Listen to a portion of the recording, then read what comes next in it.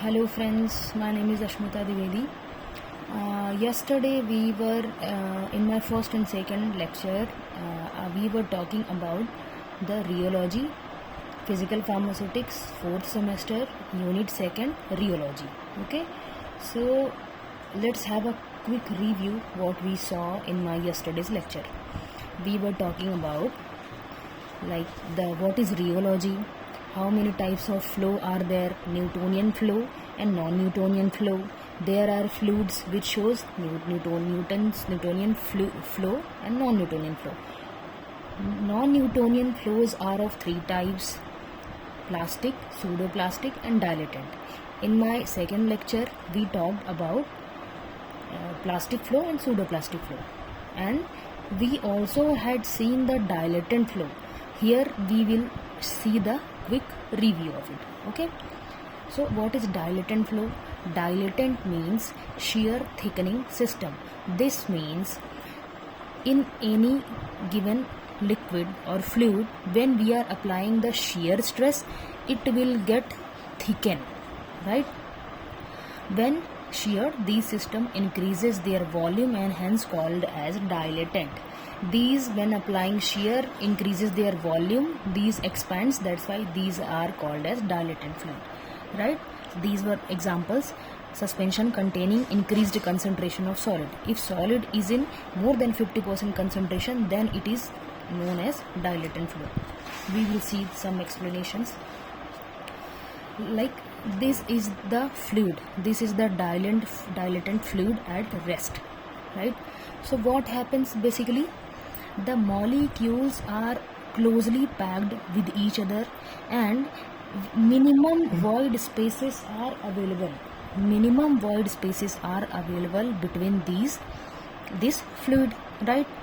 And the vehicle means the solvent in which these particles or these materials are suspended is sufficient to fill these void spaces between these particles, right?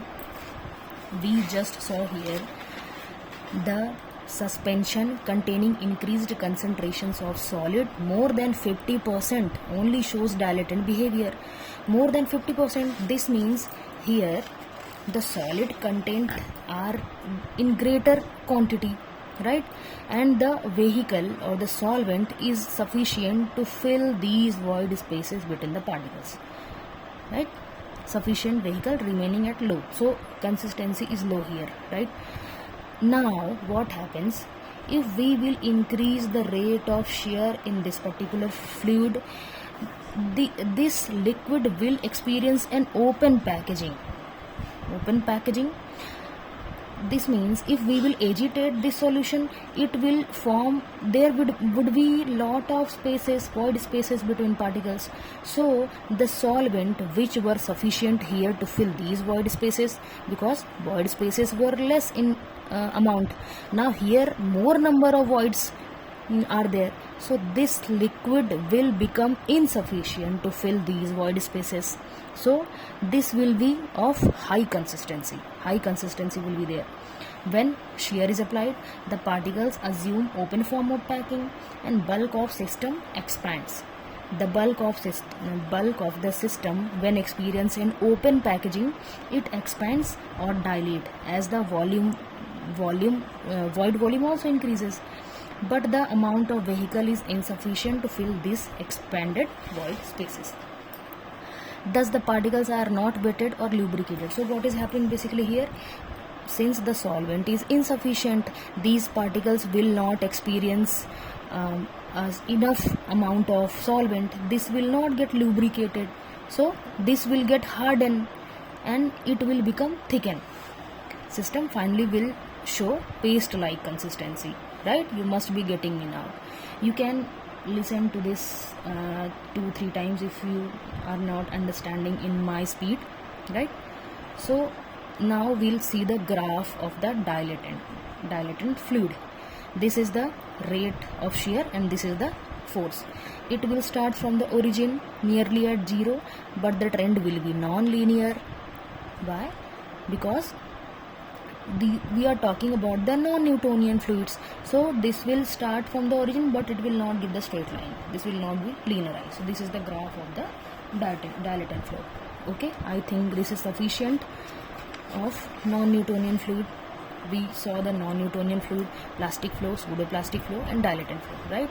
Now we will move to the next topic of this unit, right? And what is the next topic? The next topic will be thixotropy. What this thixotropy means? You must have heard about sol, gel, and sol. This thixotropy is also known as sol gel to sol phenomena. How sol, gel, and then sol? Let's understand it. Thixotropy means shear thinning system. What is happening basically here? Right? You must have heard about this phenomena like gel, sol, and then gel. Right? So what happens? What thixotropy is? This is shear thinning system. When agitated and kept aside, are expected to return to its original state of fluidity. Right? So what is happening basically? Shear thinning system means, suppose we have a gel, right? When we will apply a certain amount of force, or you can say when we will agitate this mixture, if we will agitate the gel, it will get converted into sol form, right? And again, if we will remove this force, or we will remove the agitation, it will again regain into the gel form. And this phenomena is known as thixotropy, right? What is happening here? That's why it is getting converted from gel to sol, then again gel. That's why it is known as shear thinning system. Why? Because it was in the gel form. Once we agitated or once we applied the shear stress, it get converted into the sol form, and when kept aside or when the force was removed, it is again converted into the gel. That's why it is known as shear thinning system. So this phenomena is basically thixotropy, but it takes longer time to recover as compared to the time taken for agitation. This process, the conversion of sol state to gel state, takes longer time as compared to the conversion of sol from gel. क्या मतलब कि sol से jail में convert होने में ज़्यादा time लगेगा as compare to the gel से कन्वर्ट होने में सॉल को जितना टाइम लगा था, right? So this behavior is known as thixotropy. I hope आपको समझ में आया होगा. Now we'll see the graph of the thixotropy. You saw the thixotropic behavior of a fluid. Now we will see for both plastic and pseudoplastic the rheogram, the consistency curve, or the graph between the shear stress and shear strain, right? Okay. So this is this curve, and this curve represents plastic fluid, right? What was happening in the plastic fluid? If you have seen my first lecture, you must have heard about the plastic flow. What happens until and unless shear stress will cross a yield value, the liquid will not flow, right? So this curve is for plastic flow. Here what is happening? The up curve, it is going up. This means up curve represents high consistency. Or here our gel in is high consistency. That's why the up curve will be high consistent, and the downward curve will shift to the left side of the graph, and this downward curve will show low consistency. Low consistency means it has converted in sol state. This is gel state and this is sol state, right? So this is for plastic flow, and now this curve is for pseudoplastic flow. Again, this up curve is representing high consistency and low curve is representing low consistency. This is high consistency. So this was the curve. right? Now thixotropy phenomena is explained in terms of particle-particle interaction. If we are expressing in terms of particle-particle interaction of thixotropy, what was happening at rest gel? What was thixotropy? Conversion of gel sol to gel, right? So we are looking here particle-particle interaction. What is happening at rest? Particles are in close contact, but when shear will be applied, it will become less viscous, like it will get sprayed, and the molecules will be spread out. It will be of low consistency, and once it will be kept aside or the stress will be removed, it will again get converted into the gel state, right? Due to Brownian motion, particle contacts are again re-established. So this is the particle-particle interaction. This is the basic mechanism for the thixotropy according to the particle-particle interaction. If we'll see, right now we'll see there are two types of thixotropic behavior. One is bulges and second one is spurs. Bulges and spurs. Now what bulges and spurs are? What bulge means?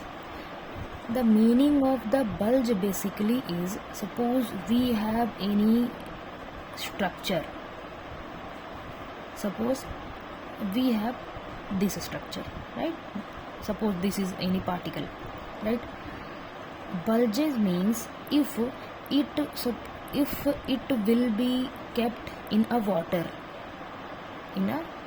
container, if it will get swell, like this will be swell something like this, right? So this part will be known as bulge, and upward swelling of this particle will be known as bulge. Okay, so let's see about bulges. Bulges are concentrated aqueous magma gel. What we are seeing? We are seeing the thixotropic behavior, right? So gel, sol and gel. So concentrated aqueous magma gel of bentonite 10 to 15% by weight produces hysteresis loop with a bulge in up curve. Now what is happening here? This we saw is up curve and this is the down curve. So what bulge means? If in an up curve it produces a hysteresis loop with a bulge in up curve. In this up curve there will be a bulge. What I just told you? I just told you about the swelled behavior of any particle, of any compound. Here we are talking about concentrated aqueous magma gel of bentonite. It will get swell, right? If we will plot the graph between shear stress and shear strain. So we can also understand it in this way, like at rest crystalline plates are irregularly arranged here, right? What is happening? Crystalline plates are irregularly arranged, but once shear is applied in it, the crystalline plates which are irregularly arranged will form a house of card like structure. They will arrange themselves, they will get swell on applying shear stress, and they will form a house of card like structure. What is this phenomena? This phenomena is known as bulges, right? We are talking about the bulges, and the example are concentrated aqueous magma gel of bentonite 10 to 15% by weight. Okay. Next one is spurs. Now what are spurs?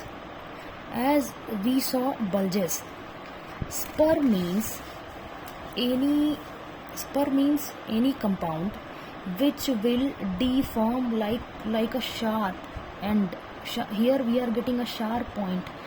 This point is known as spur, right? This is a graph, this is up curve, this is the down curve, but in up curve it is getting deformed, and spur we are getting in this loop, right? So this is called, basically this point is called as spur. So we'll see what are spurs. Procane penicillin G is a compound which produces a rheogram wherein the bulged curve may actually develop into a spur-like protrusion. What protrusion means? Protrusion basically means निकला हुआ, spur-like protrusion. यानी हमको up curve में हमको ये जो मिल रहा है इस टाइप का स्ट्रक्चर यहाँ पे, इसको हम बोलते हैं स्पर. निकले हुए पार्ट को ही बोलते हैं प्रोट्रूजन. ठीक है, स्पर लाइक प्रोट्रूजन. तो यहाँ पे जैसे हमने देखा बल्जेस में हमारा क्या हो रहा था, बल्जेस में ये बल्ज कर्व हमको मिल रहा था. इसी बल्ज कर्व में हमारा प्रोकेन पेनिसिलिन जी क्या करता है, स्पर लाइक प्रोट्रूजन शो करता है. these are known as spurs. Structural breakdown is indicated by high spur value gamma in upper. Spur value represents the sharp point of structural breakdown. Right? What this point is showing? This point shows that structural breakdown of procaine penicillin G is happening in the upper. So this was all about the thixotropy. If anything will come in the exam like thixotropy, you will have to write about the thixotropy, the particle-particle interaction concept, and bulges and spurs are there. Right? Okay. Now let's move on to the negative thixotropy. What is negative thixotropy basically? Okay. So what we saw? We saw thixotropy, conversion of gel, salt to gel. Right? Gel, salt to gel. Now the conversion of sol gel to sol will be negative thixotropy.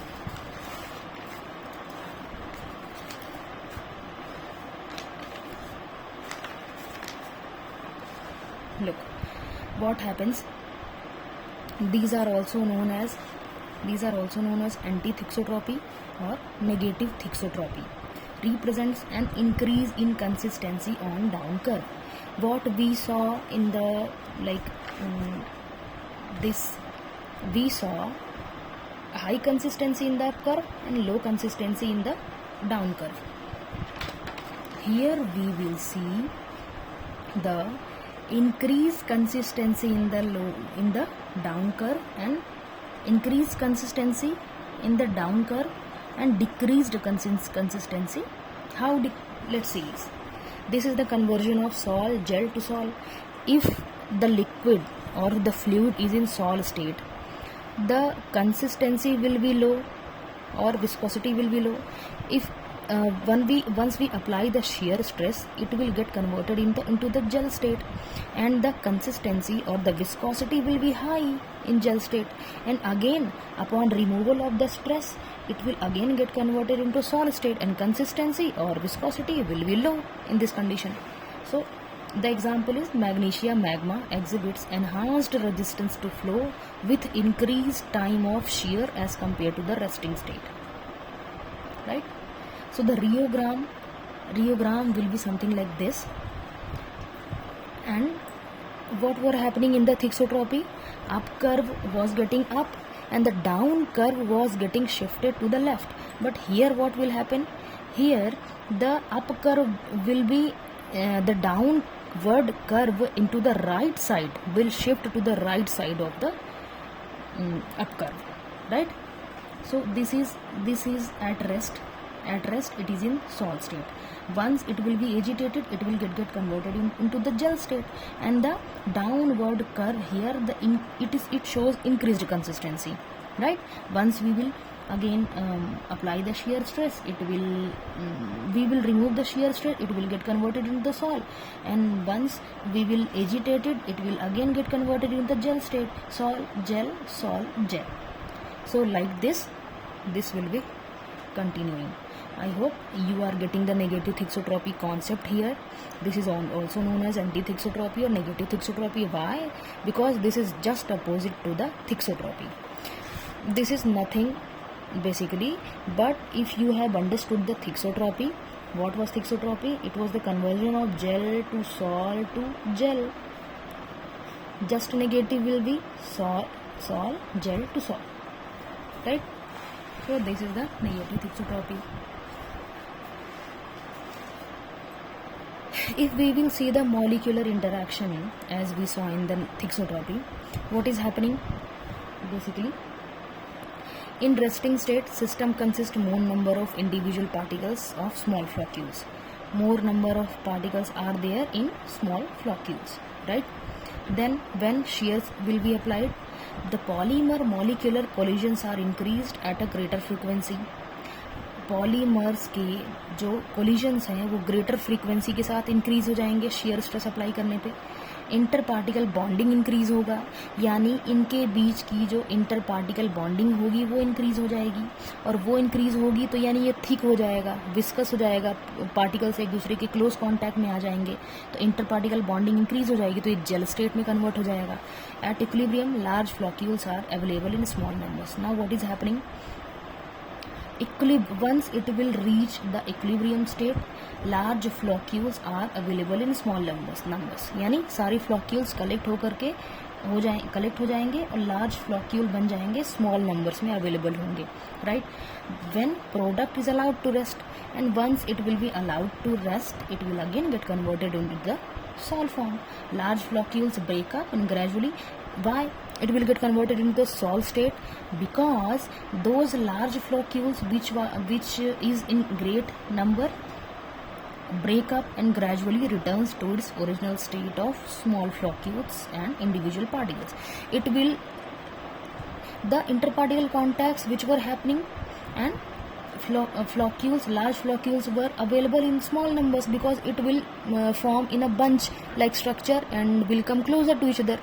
When it will be kept aside for certain time period, this will again regain its shape. This will go at a distance to each other and will return to its original state, and it will get converted into the sol state. Okay, so these were the negative thixotropy. Now there is one more phenomena, which is rheopexy. Rheopexy is nothing but when a sol transforms to a gel state more readily. What we saw in the thixotropy, that any gel gets converted into the sol state, and then sol again gets converted into the gel state. Here the conversion of sol to gel was taking longer time as compared to the conversion of gel to sol, but here it will convert into the gel state more readily as compared to the thixotropy. This phenomena is known as a gentle shaking or low shear rate is sufficient to transform a sol into gel, right? Okay, this is it for today. We will again see the rheopexy in the next lecture, since the video is getting too large. So I hope you must have understood today's lecture. If you have any doubt regarding the same, or whatever I have taught till now, you are free to talk to me. You are free to ask me anything. Do comment if you are liking anything. If you are not liking anything, you can share me if you have any suggestions regarding this. And if you want me to make a video on any topic, you clearly can say it to me, and I will make the video on it also. I hope you must be liking the videos. If you have liked the video, do comment, share, like and subscribe. Thank you so much.